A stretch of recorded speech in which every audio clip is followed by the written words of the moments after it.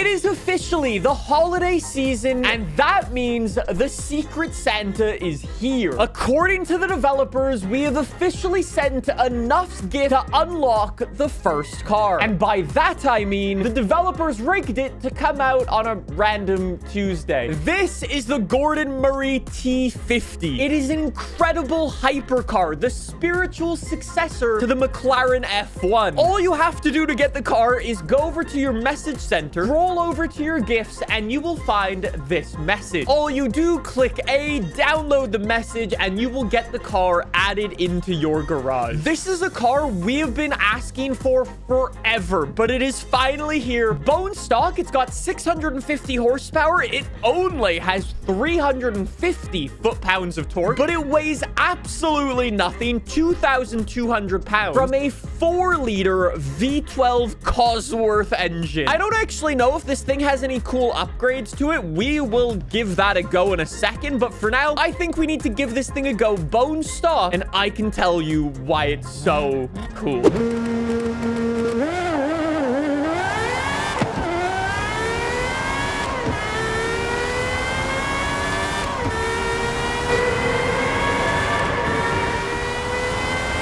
If your car can rev to 12,000 RPM, regardless of the car, it probably sounds good. Well done. It also has drive mode. As per usual, this wouldn't be an AR12 video without any fun facts about the Gordon Murray T50. And what a beautiful car it is. Immediately for this race, we're driving in high downforce mode. In real life, it actually has 6 different driving modes. Well, 5 different driving modes. It has all of the usual driving modes that you'd kind of expect from a car, like sport and comfort. And in real life, it does actually have a VMAX boost mode where it uses the fan on the back of the car. That is an actual fan behind the carbon fiber like turbine thing. It uses the battery of the car to power up the turbine and boost the engine to have 30 extra horsepower. It does have another driving mode though that basically cranks the fan to 100%, so you can show off to all the other drivers at car shows that your car has a fan attached to it. Anyways, you're probably wondering why there's actually a fan on this car. Gordon Murray worked for McLaren. Gordon Murray worked in F1. Back in the day, there was a Formula 1 car that had a fan attached to the back of it to give it extra downforce. And essentially, that's what Gordon Murray was trying to emulate with the Gordon Murray T50. And it also looks cool. So isn't that good enough? The world's fastest top speed car that is naturally aspirated to this day is still the McLaren F1 from back in the day. I'm wondering if the Gordon Murray T50 is actually faster. We enter VMAX boost. We reduce the downforce, we increase the horsepower, and we rip it on the highway and see if we can reach 240 miles an hour. How many gears do we actually have in this thing? We only have 6 gears. Wait.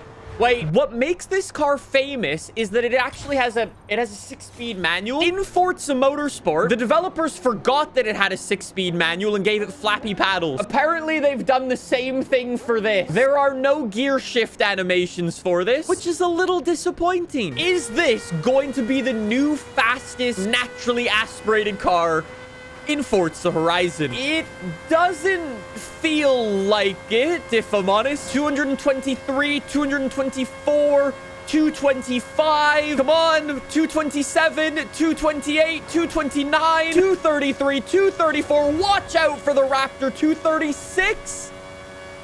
236. 230 miles an hour isn't slow by any means, but the McLaren F1 is still the king and will probably forever be the king of naturally aspirated top speed. I have no idea what customization is available to this thing. We have no engine swaps. We can go and make it all-wheel drive. I think we'll come back to that. How about for my first build, what if I try to downgrade it? What if I try to swap on some rally tires? Never mind. Maybe I just go full send. Why don't we start with an S2 class build, and then our second build will be fully upgraded X class. So we'll go all-wheel drive. We'll toss the twin turbos on. Very good. Then we can get extra downforce from the front splitter. That absolutely cranks the PI. Then we can go for a rear wing, which isn't horrible. Then we need some grippy tires. We already have semi-slick. If we go up to full slick, that's X class, so we've got to stay semi-slicks, okay? And we've got some engine spacers that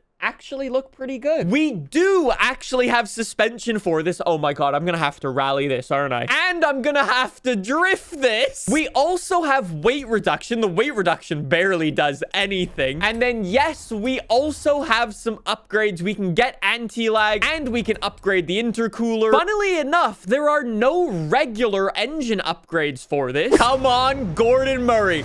I'm up against a Hennessy, a Koenigsegg. Am I going to be able to find, I wonder if I'm gonna find in this race, a McLaren F1. That would be pretty sick, I'm not gonna lie. And I'm already in 11. Here's what I'm figuring out immediately. The Gordon Murray T50, although it's a very, very cool car, it's not that fast. Did somebody in chat really just say it's not meant to be fast? It has a V12. It weighs nothing. It has a fan on the back for downforce. It costs $2 million.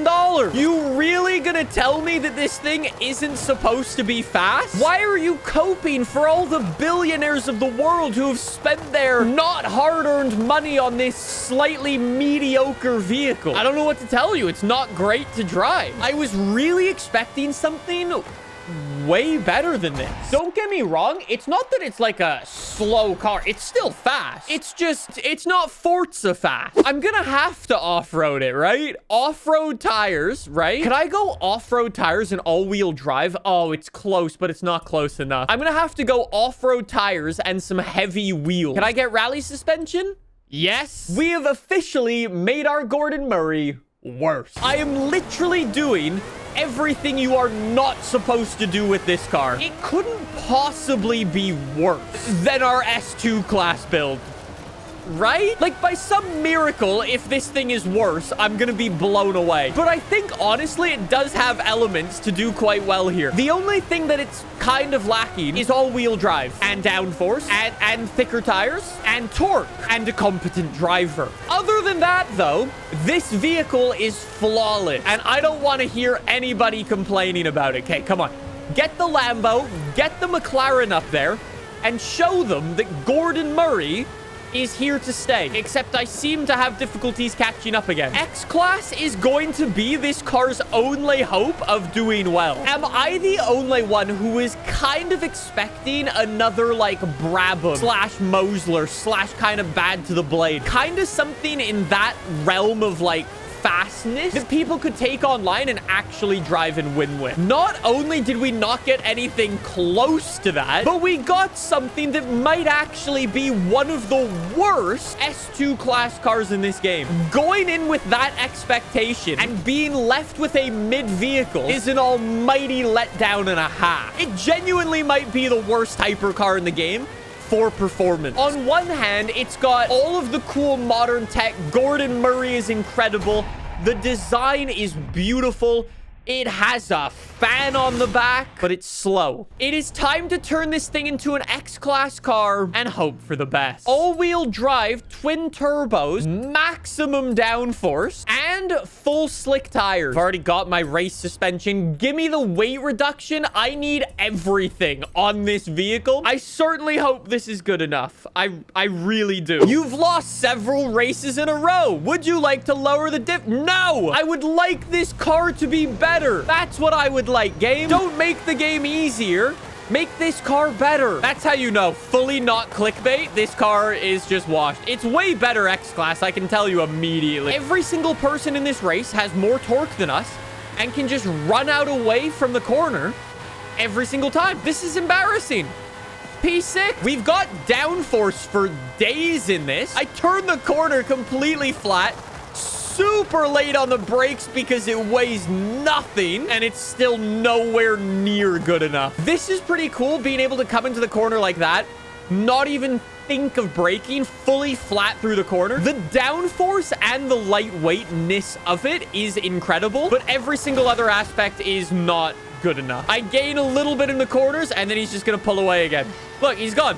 He's gone. It's stupid. I have a slipstream and the man is pulling away. That's how you know. That is how you know. It's not good enough. Fire says it blows because of the fan. Can we just get a round of applause for Fire there? The most surprising thing about this car is I think the drift build is going to be the best version of this car. I don't have any torque, so I have to go rear wheel drive, I guess. This is so far from ideal. It's not even funny. The best part of this car is the sound. I don't know if I should be drifting in the high downforce mode or the VMAX mode. Oh, we might need to try that and see if we can actually feel a difference in the aero.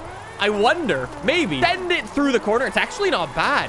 On a smaller drift zone like this, oh, it's not bad at all. I have definitely driven far worse drift cars than this.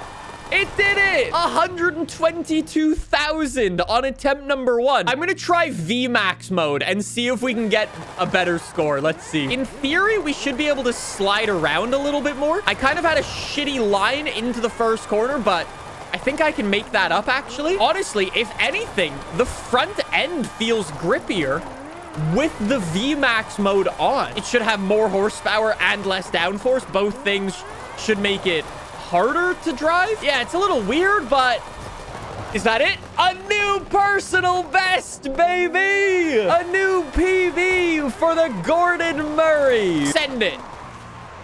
Yes, sir. Yes, sir. Gordon Murray on top, baby. I love Gordon Murray. The T50 is a beautiful car.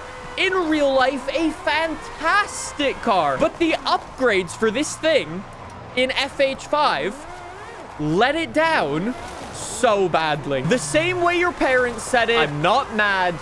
I'm just disappointed.